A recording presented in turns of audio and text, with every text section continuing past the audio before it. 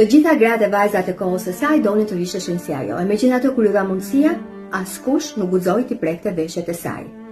Tefta Tashkokoço është një nga zërat më të bukur që ka njohur ndonjëherë skena shqiptare, por njëkohësisht edhe një simbol i elegancës, stilit, bukurisë së Shqipërisë së fillimit të shekullit të 20. Pas vdekjes së saj në vitin 1947, familja e Teftës vendosi që veshjet e saj të lara, hekurosura, vendosura bukur në përvarse, të vareshin të gjitha përpara shtëpisë së saj në mënyrë që kushdo që të kishte nevojë apo dëshirë të mund t'i merrte ato.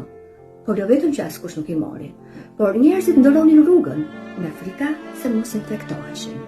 Fatmirësisht sot kanceri i gjirit nuk trem më si dikur.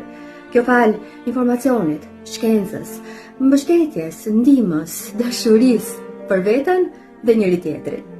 Sepse kjo nuk është një betejë që fitohet vetëm. Ugo Albania në vitin e 18 të luftës së saj kundër kancerit të gjirit në këtë vend na kujton se askush nuk lufton vetëm.